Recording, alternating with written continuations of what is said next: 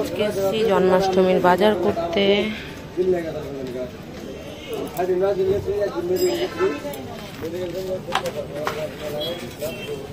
তো এই যে আজকে সকালে ব্রেকফাস্টে আছে ডালিয়া, তো আমি ছড়িয়ে দিয়েছি, ভীষণ গরম। তো চলুন খেয়ে নিই ডালিয়াটা।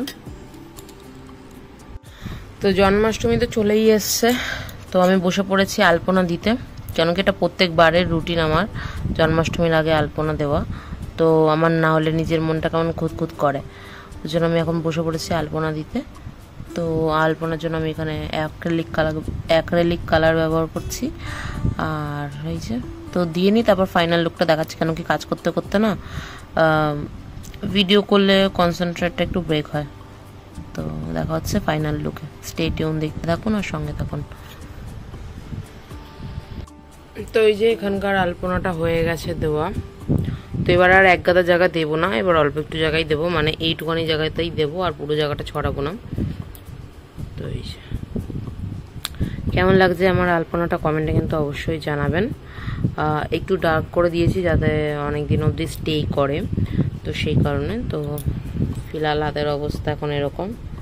এগুলোকে এখন ধোবো, দিয়ে ডিনার করবো, কেন কি ঘড়ির কাঁটা বলছে 8টা। তো চলুন স্টে টিউন, সঙ্গে থাকুন আর দেখতে থাকুন। তো দেখতে থাকুন।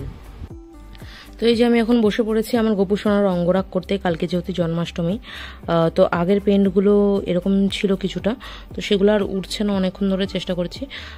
সবে মাত্র চোখে হোয়াইট কালারটা দিয়েছি, আর এখানে জুয়েলারি বানাবো তার জন্য হোয়াইট কালারটা দিয়েছি।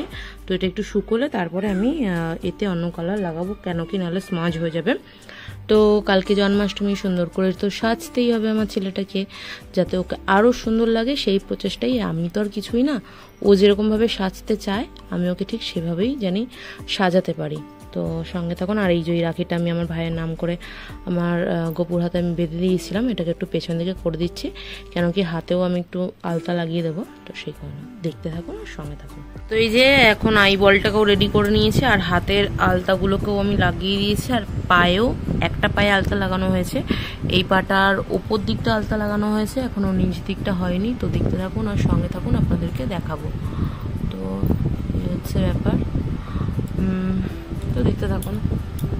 তো এতক্ষণ ধরে এইটুকু অঙ্গরাগের কাজই হয়েছে, মানে চোখটা বানাচ্ছি আর এই জুয়েলারিটাকে ডিজাইন করেছি, আর লাড্ডুটাকেও কালার করে দিয়েছি, পায়ের আলতাগুলোকেও লাগিয়ে দিয়েছি একটু ডার্ক করে। তো ফাইনাল লুকটা হোক, একদম ফাইনাল লুকটা দেখাবো।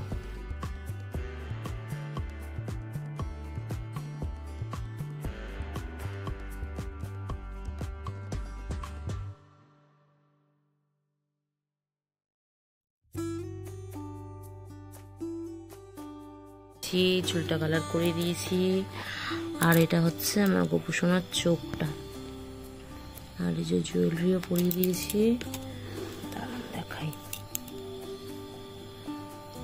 কেমন লাগছে আমার গোপুকে, কমেন্টে কিন্তু অবশ্যই জানাবেন। তো এই যে আমার এখনো সব ছড়ানো ছেটানো, এখন এগুলো কমপ্লিট হয়নি, হলে আপনাদেরকে দেখাবো। আর এই যে লাড্ডুটা আর হাতটা এরকম করে দিয়েছি এই জায়গাটা, তো কেমন লাগছে জানাবেন।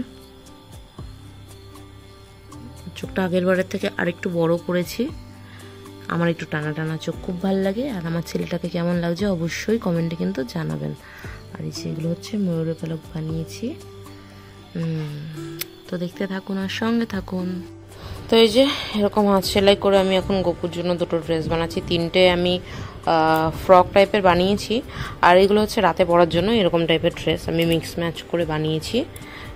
এই যে কিছুটা ড্রেসটার লুকটা এরকম হবে, মানে চাড্ডি আর জামা একসাথে।